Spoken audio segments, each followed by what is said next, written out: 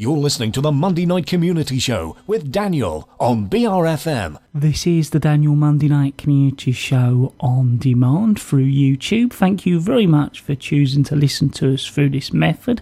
If you'd like to keep up to date with when I add new interviews, then subscribe to this channel. At the moment we're talking to Dan and Trish. We're talking all about their latest project. Firstly, thank you very much for coming into the studio and talking to us. No problem, hello.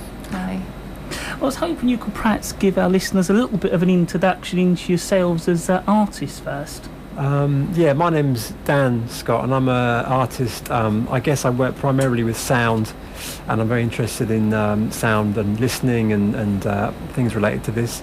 I'm Trish. And Trish Scott, also an artist. I'm interested particularly in situational or site-responsive work, working collaboratively. And also in how kind of art practice of these forms can be documented. And we're both based in Faversham. And we often do projects together, which when we work together, the projects are often quite collaborative and site-specific and involve working with people and working with situations. We're talking all about their latest project, and I was hoping actually you can introduce that project to our listeners for us.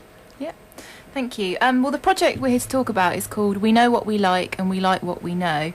And it's been happening since early this year. And we set the project up because we were interested in challenging how art is made and who it's made for. Because often in a gallery scenario, you get an artist who makes work, when the artwork then gets put in a gallery for people to look at a later date. And there can be a disconnect between artists and their audiences. So artists can make work for an assumed audience or an idealised audience, and audiences and non-audiences rarely get the chance to actually meet, the artist directly. So we wanted to put artists and audience into direct contact and see how that would shape the work that was made. So We Know What We Like and We Like What We Know involved 3 households across Swale being given the opportunity to commission a contemporary artist to make a bespoke artwork for their home. And we had our participants were Tracy and Chris Smith, who are very local, just down the road in Minster, Rowan and Luke Atkins in Lower Halstow, and Judy Van Laar in Faversham. And they commissioned artists Alicia Rogalska, Alistair Levy and Rosalie Schreiker. And the process unfolded over the course of about a month and resulted in 3 artworks being made, which we've documented. Yeah, and each artist spent 4 or 5 sessions with each household, and the household were in the unusual position of actually being the commissioning body, I suppose, because we as artists we're often in situations when we might be commissioned by someone, but often it's by an institution or by a kind of benefactor or someone wealthy or whatever it might be, and we thought it'd be very interesting to change the roles within this and give that power to a household, and also a household that may not have a kind of long history with contemporary art or even much of an interest in contemporary art. And certainly each of the households that we worked with had very different relationships with the art world, and most of them didn't have a regular interaction with contemporary art. Some did in different ways. So we're quite interested in seeing what would happen if we set up this scenario, and what both the artist and the household might learn from this situation, because the title We Know What We Like, We Know is a kind of bit provocative in the sense that we're trying to challenge the assumptions both on the part of the artist and on the part of the audience. I was hoping next you could talk to us a little bit about the process. So process-wise, we had to find households who would want to take up the opportunity and let an artist into their home for about a month. And to work with, and then we had to find artists. So in terms of the households, we used a variety of methods, and actually the most successful was going through local media channels. So I think we did an interview with you, and also there were articles in all the local papers, so some of the participants got in touch with us in that way. And after we'd identified our householders, we needed to find them artists. So we put out an open call to which about 80 artists, both locally and nationally, applied. And we created a long list and then went to each of the household participants, and talked through the different artists who'd applied, showed them the work and their statements, and the households themselves selected who they wanted to work with. And then the processes were very specific to each of the projects. You want to say a bit more? Yeah, and then from then on, each process was very different for each project. So we're going to play you now actually just a kind of an excerpt from one of the projects, and it's a kind of collage or mini documentary about the process within that particular project. And this was the artist Alicia Rogalska, who was selected by Tracy and Chris, who live in Minster, just down the road from this radio station. And Alicia made them a work. Well, this piece explains pretty much what happened. So actually I won't say any more, and we can listen, and this will give us a good sense of how this project developed. That's why I really like working, somewhere where I can talk to people and hear their opinion, because and that's, you make something, you put it somewhere, and that's it. That's right. What's really interesting is which is actually what hearing. I'm hoping you'll do for us. I want people to go, what's that? Where's that? What? And some people are going to go, well, I can't get that at all. And then you're going to get some, wow. Because people already, we've said, haven't we, about you and everything. Well, they're going like, oh, what's the website? Let's have a look. Yeah, there is. I better update it because there's not much in there. And then, people at work or at work. And family as well. Yeah, we've told. Family. I've got a couple of friends that go, oh, he's so posh now. He's moved to Minster. Now he's got his own artist as well. And there's the banter that goes on with all of that. But it's actually made people start talking about things. And to me, that's a good thing. Because we just thought you was going to come along and paint the house, paint a picture of the house, maybe oil or draw it or whatever. And then when you come and saw us, it was just completely different, totally different, wasn't it? It was like, oh my God. And then again, we still kept thinking about a painting. And then when you left that first time, it was like, well, she could do a sculpture, she could do this, she could do that. Wow. I like the kind of generosity of it, but the challenge as well of making something in response. It was really scary. For us all, really. Yeah. Not, for us as well, because we didn't know what to expect. We chose you from what we saw, and then you may well have walked in and gone, I can't work with this family, I can't. And so I've got a clue what they're talking about. Yeah. So it was just scary for us, I think, in that sense. And we went to Margate, didn't we, to when the Turner Gallery opened up. But I didn't. To be honest, I couldn't get anything out of it. I don't know whether it was the hype of what I was. I don't know what I was expecting. I don't think we understood the work inside it. I honestly didn't. I walked out of there. There was like 3 or 4 pictures in this massive building, and we just walked out and went, what was that? So that downed our expectations of what art was like. Oh, is it? This must be in the other boxes. Yeah. This is really lovely, this photo. I was saying that I didn't recognise you because you're so like stylish. Almost like, it's kind of almost like old-fashioned. To be honest, He didn't want to get married like that. I wanted to be wearing T-shirt, shorts, right, like a beach bum, really. To be fair. But we made him be a bit more smart. And then all of a sudden, before you knew it, we were sitting talking about not only art and life and this, that, and the other. Yeah. So it was almost like talking to somebody you'd known for a long time. Which is, I would have thought if we'd saw you and if we'd gone into an art gallery and said hello. Yeah, we wouldn't. We're like, oh, can't talk to her. She wouldn't want to talk to just people like us that are not artists or whatever. But at the end of the day, you're a person like everybody else. But I suppose it's this image that you get that the two don't gel. But this proved that it does. Exactly. Anything else? Sun, light is light. Yeah, you were talking about light a lot recently. Because of the winter. I don't like the winter because it's dark all the time. It's just.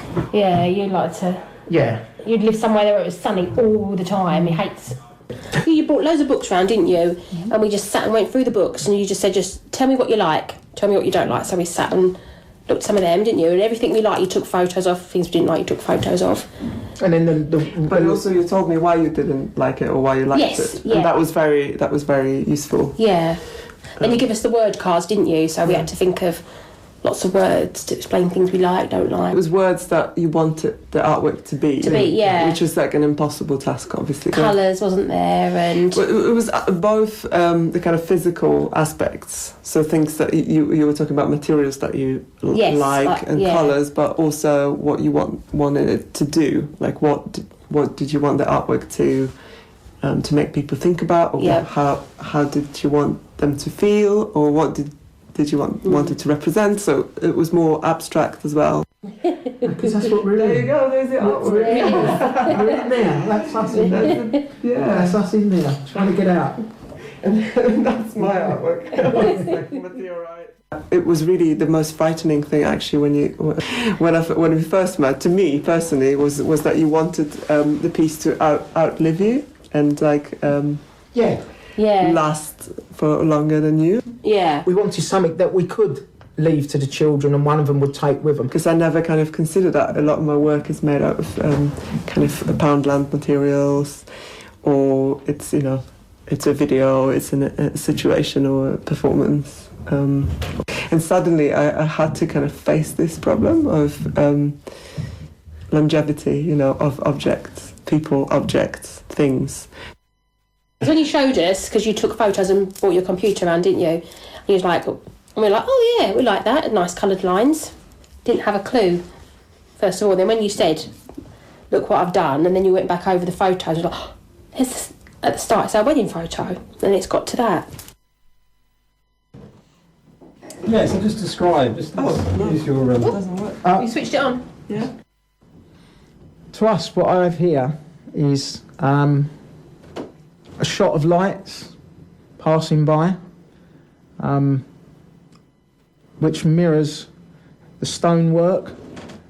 That means life in its passing, the speed that life goes by, and the colours that are in it are of life in itself going by. It's displayed in two wooden brackets on the wall, one at the top, one at the bottom. In between that is a thick piece of glass, and the picture and the stone is attached to it. That's the window cleaner. Hello, all right. Take one for you. All right, thank you. Car started, wouldn't you? I know, it's terrible, wasn't it? You wouldn't let that happening, would you? No, because you open the side gate. That's very funny after all the glass cleaning. Yes. Actually, Should have wished, yeah. Let me just say that again, actually. That was nice. The artwork for me is more the print and the stone and the fact that they're kind of floating on this piece of glass and that they're lit somehow, and that's to me the artwork. And the display of course I have a preference, but I wanted you to be able to decide, because obviously it will be in your house and not in my house. This is not beyond me having this done again. If something came about that I wouldn't be frightened now to look into having it done again. But I would no way have ever before thought that it was anything that anybody would want to entertain to do for us, let alone anything else, because of that thing. So to me, it's made me more relaxed with that side of it. And it's probably broadened our horizons too. We will look at things a lot better because we know a little bit more about the process. I still can't quite work out how she got to where she did from what we said, but that's the art side that I don't know. But yeah, I think it's probably going to make us look at things a lot better. And when we're in areas where there's art galleries, to perhaps take the time to just have a wander in. Yeah, that's right. And if there is somebody in there and it turns out to be you could approach them and say, oh yeah, we had a piece of this, but before you know it, you're just, that barrier's gone, I feel, for us.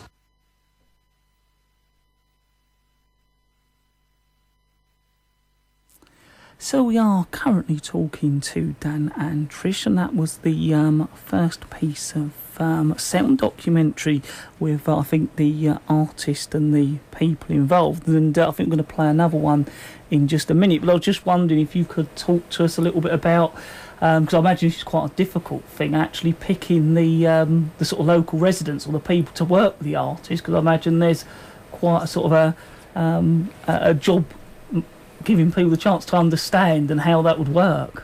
Yeah, it was, and I should mention as well, the project was funded by Ideas Test, and the whole premise of Ideas Test was to fund projects which dealt with participation in the arts and all the issues around that, and which is something we're quite interested in, and also to work with people in the community who may not have a regular interaction with contemporary art or whatever you want to call it. So it was a bit of a challenge, yes, to find people who would be interested in the project, but equally who weren't kind of art aficionados who go to every exhibition every week. So we're in a bit of a double bind in that sense. We're trying to find people who were interested, but equally were not interested, if that makes sense. So we basically just put the word out through all the channels we could think of, like Trish said earlier, social media, print media, radio, word of mouth. And it did take a little while to get 3 households who were interested. I think we've got plans to do this again, maybe in Swale or outside of Swale. We're not sure yet, but certainly now I think it might be easier because we could say to people, this is what happened. But certainly when we were starting, to convince a household to have an artist, well, essentially come into their home and almost live with them for a month. They weren't living with them, but they were spending a lot of time with them. It's quite a big ask. And it took longer to find households than it did to find artists.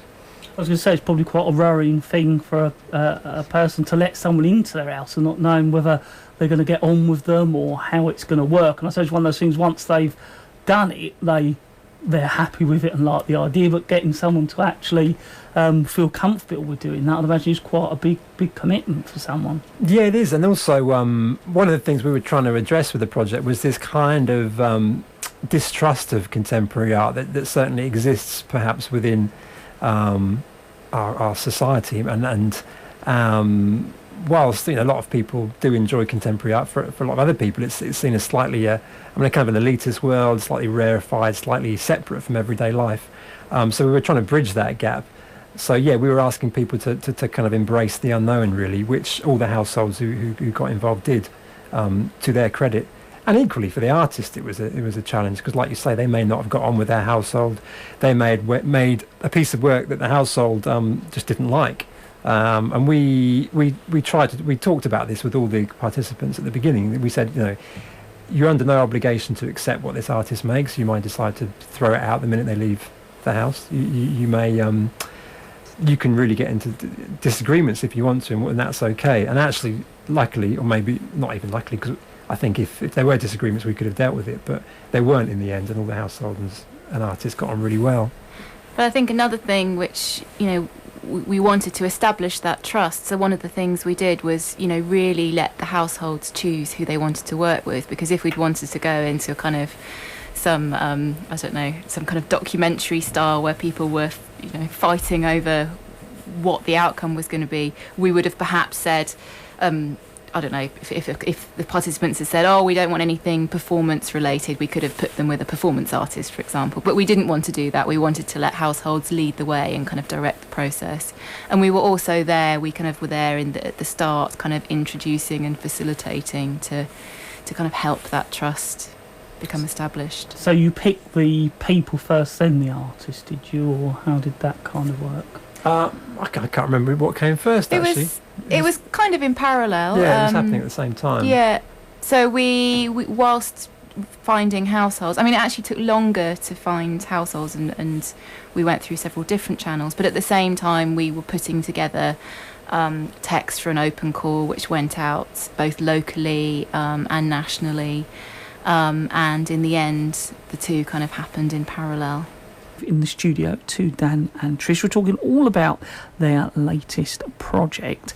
And I think we've got another piece of sound place. I don't know if you could tell us a bit more about that. And I think you were going to talk about the other artists of the piece of sound we're not going to play as well. Yeah, because we don't have time to play extracts from all the projects. But I guess in each instance, the process and outcomes were really different. And each artist took a different approach, and each household wanted different things out of the project. So Rowan and Luke Atkins in Lower Halstow ended up with 3 works by the artist Alistair Levy, 3 separate canvases which were in different points of their house. And the process was slightly different there in that they were really interested. They started by looking through Alistair's portfolio and talking around that, and the project grew from there. But the clip we're going to play now is quite a contrast in that it's a project which is still ongoing. It hasn't finished, and it wasn't about Judy didn't want something for her, in Faversham didn't want something for her house. She was much more interested in the relationship, in forming a relationship with an artist and kind of seeing what would happen when they started talking. So we'll find out now, I think, what's going on there, but it was very different. All of them were very different, as you'll hear. Yeah, and I think and Judy chose an artist who is not particularly interested in making objects, but is much more interested in creating situations, and also Rosalie, who Judy chose, is an artist who's very interested in kind of poking the art world and trying to I guess question and critique all of the relationships and problems that go on within art in terms of elitism and in terms of its kind of separate nature to everyday life. So Rosalie was really interested in trying to bring art or play with these ideas. So they ended up doing a car boot sale, which was part of the project.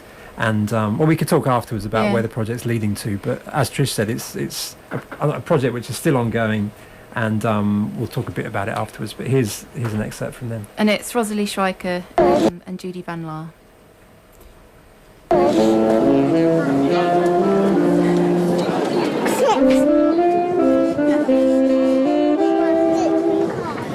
What we did today was we had a gathering of lots of things that I'd had in my loft and around my space that I'd gathered from journeys and collections and gifts and things, and we just wanted to raise money with that. So as you would in a normal boot fair, but we just added an extra little twist to it by saying the thing you purchase today will fund another art project. Yeah, so we had a sign that would state that to people that says, It's a beautiful choice of colours. Yeah. So I bought 2 paints for this sign, and I bought the 2 cheapest paints that I could get because Judy had said before that when she was at art college, she painted something, and when the tutor asked why, she said those were the 2 cheapest colours. So we kind of so I had this sign, and then we just been there since 7:30 this morning, selling until now, and made £94 and 1 pence. 4, 6, 7, 8, 9, 10. That's another 10, so we've got 90. And with that money that we made today, I'm going to draw up a short list of, I don't know how many artists, we'll see. And I'm going to sort of do a little report on them and analyse them for Judy and see which ones are worth investing in. And then we're going to... Presley is my new broker. Because Judy's now a collector officially, with the £94 being her budget for the collecting. And then we're going to choose another artist, or you're going to choose another artist. I quite like the idea that the other artist would also make something that in whatever way generates some money. Rather than keep so it's it kind going. of because I think that will also kind of, if the artist gets that idea and finds it funny, then that's probably a sure sign of whether you want to work with them or not. I like it's kind of like if somebody understands a joke or not. Yeah. Yeah. And that kind of just completed the circle, didn't it? Because it's something that can keep going and going. Yeah.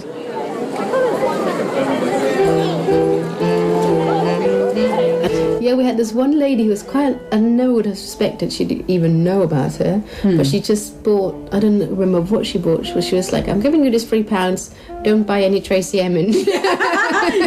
And she was quite adamant that we should not, because she's sort of been explaining, this is we're using this money to fund an art collection. She's like, this is a great idea, but don't buy any Tracy Emin.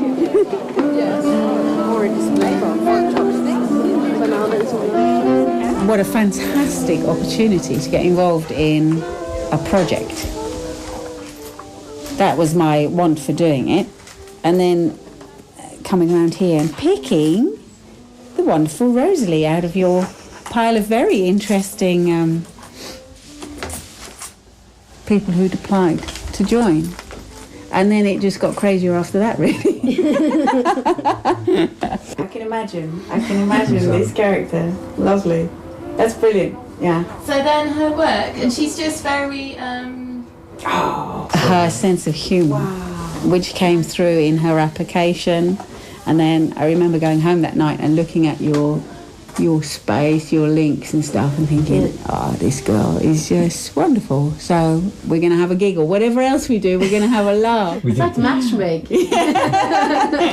Yeah. I have this friend you should meet. Yeah. Dinner. It's quite a unique opportunity to do something you usually can't do, because even how I work, like you don't really get just one person that you make work for. You're kind of making work for somebody, either for yourself or for quite a big anonymous public that you don't really know. Yeah. And I think that's the thing that I thought was really unusual and interesting, that you would actually give yourself the time and they would give you the time to meet somebody and then decide what that is. And and I really believe in that idea that you would access art more directly rather than through like an institution or another gallery, so that artists mediate their work themselves, and that so I kind of thought, if that works, it would be really nice. And it has, yeah. No, over 3 years. What did I say I was going to give you? There's £2 for you. No, it's okay. I mean, the journey was really interesting, and it's kind of, it's made the art world less of a capital A and a small a for me, as I like it, because I'd kind of lost all faith after doing my degree course in what it could be like, and how it kind of blended in with everyday life for other people as well. And I kind of became completely disillusioned with the whole way people perceived art, the way it was being made. And like you're just saying, I used to make stuff in college and then speak for kind of 10 minutes about it to a tutor with my 2 colours and 3 colours paint and stuff. But if I wasn't believing it anymore. And I thought, if I don't believe it anymore and it needs kind of 10 minutes worth of explanation, then surely why would anyone else even feel any emotional kind of response to this piece of work? If I feel I need to talk about it for so long, and with this it's just been instant joy. Every email I've received from Rosalie has made me laugh so much, apart from last night. Accident made art. That's good. And it's been ages since I've had such a buzz about doing something new, and that's been really joyous, and thank you for that. That's really amazing. It's really amazing. First job I had, they said, you'll never get a Saturday off except for weddings and funerals, and that'll be your own. Well, how very generous. Times have changed just a little. Thanks very much. I think a lot of how art gets valued added is the thing that we're talking about, the graph. So it's like, has it got a good review? Have lots of people seen it? Like, it's sort of quantity, and then the quality is determined through critics or reviews, or kind of like, is it in a big institution? Is it with the right? Is it at Raven Row, or is it at the Tate? Or where kind of a place is it? Is it in London? Yeah. And this is in Faversham, which is not the epicenter of the art world. No! You say that. But after today. And we didn't even send out a press release about it, did we? Like, there isn't I think it doesn't really, it adds a value to something, but not through those kind of standard mechanisms of how it functions without the press release. It doesn't need the recognition. It functions without that kind of thing. It functions without being a big thing in a way. It can just be a small thing. Still these days, do you reckon?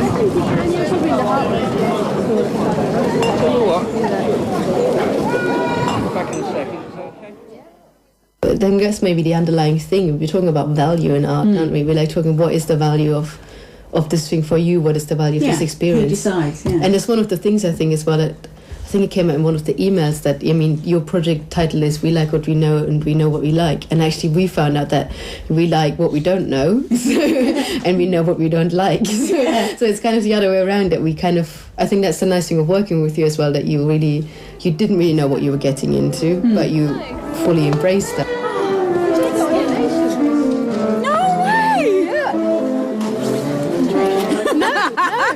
No, somebody who I don't know. Fantastic!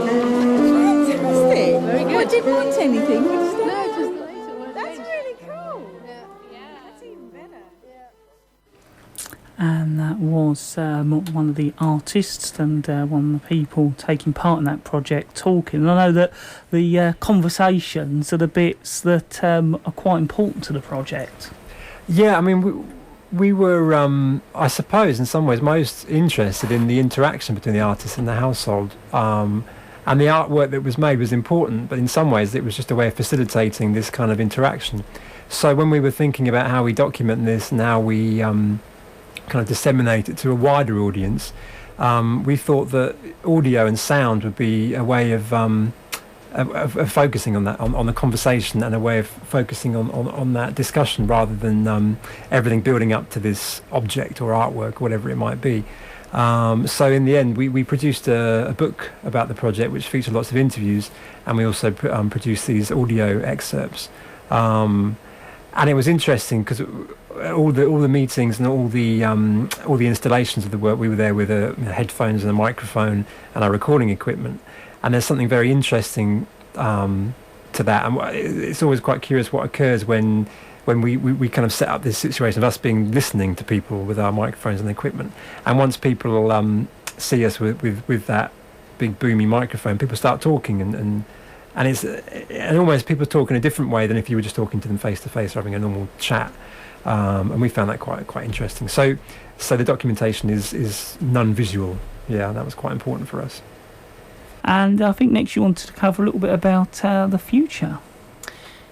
Yeah, I mean, each of the 3 projects within the project have led to different things. So we just heard from about Judy Van Laar and Rosalie Schreiker, and Judy has actually now commissioned the next artist to take on the baton for the Judy collection, and this is Ava Weinmeier.